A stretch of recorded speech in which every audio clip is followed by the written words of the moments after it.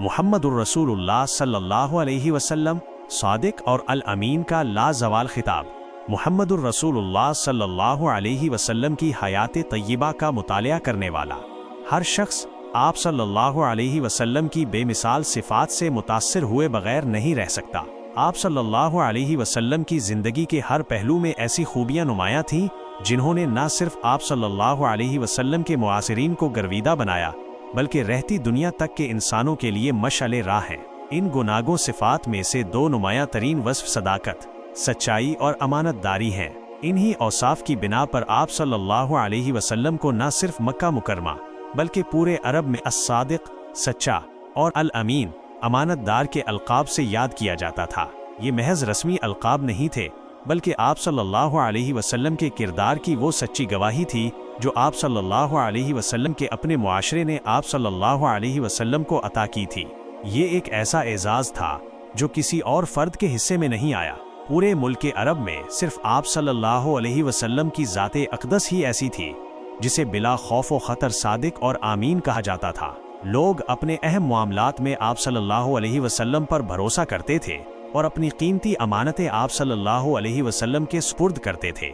آپ صلی اللہ علیہ وسلم کی راست بازی اور دیانتداری کا یہ عالم تھا کہ دوست تو دوست، دشمن بھی آپ صلی اللہ علیہ وسلم کی سچائی کا اعتراف کرتے تھے۔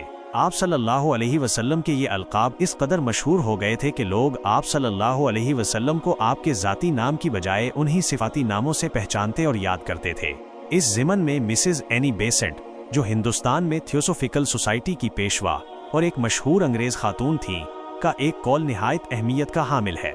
وہ رقم تراز ہے کہ پیغمبر اعظم رسول اللہ صلی اللہ علیہ وسلم کی جس بات نے ان کے دل میں آپ صلی اللہ علیہ وسلم کی عظمت و بزرگی قائم کی، وہ آپ صلی اللہ علیہ وسلم کی وہ صفت ہے جس نے آپ صلی اللہ علیہ وسلم کے ہم وطنوں سے الامین، بڑا دیانتدار کا خطاب دلوایا۔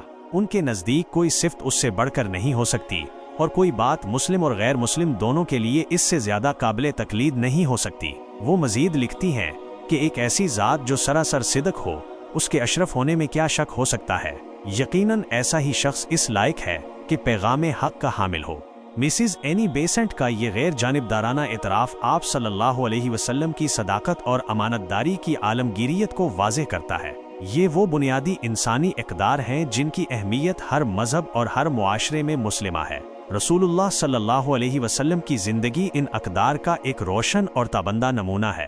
آپ صلی اللہ علیہ وسلم نے اپنی پوری زندگی میں کبھی جھوٹ نہیں بولا اور ہمیشہ اپنی امانتوں کی حفاظت کی۔ آپ صلی اللہ علیہ وسلم کا یہ کردار نہ صرف آپ صلی اللہ علیہ وسلم کی نبوت کی سچائی کا ایک بڑا ثبوت ہے بلکہ یہ تمام انسانوں کے لیے ایک بہترین مثال بھی ہے کہ کس طرح سچائی اور دیانتداری کے ذریعے معاشرے میں عزت و احترام حاصل کیا جا سکتا ہے اور ایک پاکیزہ زندگی گزاری جا سکتی ہے۔ آج بھی 14 صدیاں گزر جانے کے بعد محمد الرسول اللہ صلی اللہ علیہ وسلم کا لقب الصادق الامین اپنی پوری آب و تاب کے ساتھ موجود ہے۔ یہ لقب آپ صلی اللہ علیہ وسلم کی سیرت طیبہ کا ایک لازمی حصہ ہے اور رہتی دنیا تک آپ صلی اللہ علیہ وسلم کی صداقت اور امانت داری کی گواہی دیتا رہے گا۔ یہ ہم سب کے لیے ایک قیمتی درس ہے کہ سچائی اور امانت داری کو اپنی زندگی کا شعار بنائیں، کیونکہ یہی وہ اوصاف ہیں جو انسان کو دنیا اور آخرت میں سربلند کرتے ہیں۔ تجدید حلف الفضول، مظلوم کی حمایت کا عہد نو۔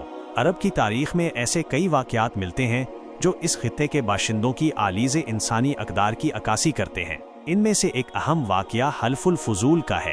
قدیم زمانے میں عرب کے کچھ باز امیر افراد نے مل کر یہ عہد کیا تھا کہ وہ ہمیشہ مظلوم کا ساتھ دیں گے اور ظالم کے خلاف سیسا پلائی دیوار بن کر کھڑے ہوں گے۔ اتفاق کی بات یہ تھی کہ اس عہد میں شامل تمام افراد کے ناموں میں لفظ فضل آتا تھا، جس کی وجہ سے ان کے اس تاریخی معاہدے کو حلف الفضول کے نام سے یاد کیا جانے لگا۔ اگرچہ وقت گزرنے کے ساتھ ساتھ یہ جماعت فعال نہ رہی تھی، لیکن اس کے نیک مقاصد اور مضبوط عہد کا تذکرہ لوگوں کی زبانوں پر باقی تھا۔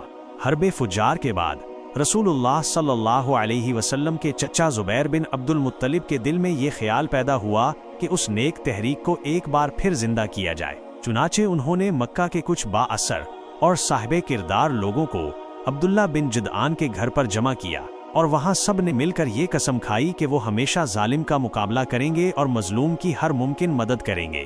یہ امر قابل فخر ہے کہ اس تجدیدہ عہد میں खुद रसूलुल्लाह सल्लल्लाहु अलैहि वसल्लम भी शरीक थे। आप सल्लल्लाहु अलैहि वसल्लम ने अपनी जवानी में ही मजलूमों की दाद रस्सी और कमज़ोरों की हिमायत को अपना शिआर बना लिया था। कुछ अरसे बाद आप सल्लल्लाहु अलैहि वसल्लम ने मक्का के मुख्तलिफ कबाइल के सरदारों और समझदार अफराद को मुल्क में फैली हुई बदआमनी, मुसाफिरों के लुटने के वाक़यात और ताकतवर व अमीर लोगों के गरीबों और ज़ईफ़ों पर ढाए जाने वाले मज़ालिम से आगाह फरमाया। आप सल्लल्लाहु अलैहि वसल्लम ने इन तमाम बुराइयों की इस्लाह के लिए सबको मुत्तहिद होने की दावत दी, जिसके नतीजे में एक बाकायदा अंजुमन की बुनियाद रखी गई। इस अंजुमन में बनु हाशिम, बनुल मुत्तलिब, बनु असद, बनु ज़हरा और बनु तयम्मुम जैसे मुअज़्ज़ज़ कबाइल शामिल हुए। इस अंजुमन के हर रुकन पर यह लाजिम था कि वो 4 बुनियादी बातों का इकरार करे। 1. हम मुल्क से बदआमनी को दूर करेंगे। 2. हम मुसाफिरों की जानो माल की हिफाजत करेंगे। 3.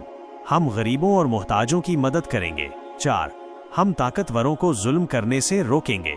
इस अंजुमन के क़याम के बाद मखलूक़े खुदा को बेहद फ़ायदा पहुंचा और एक अरसे तक मजलूमों ने सुख का सांस लिया, यहाँ तक कि जब आप सल्लल्लाहु अलैहि वसल्लम मनसबी नबूवत पर फाइज हो गए, तब भी आप सल्लल्लाहु अलैहि वसल्लम हल्फुल फुजूल के उस अजीमुश्शान अहद को नहीं भूले। आप सल्लल्लाहु अलैहि वसल्लम अक्सर फरमाया करते थे कि अगर आज भी कोई इस मामले के नाम से मुझे पुकारे और मदद तलब करे तो मैं फ़ौरन उसकी मदद के लिए हाजिर हूँ।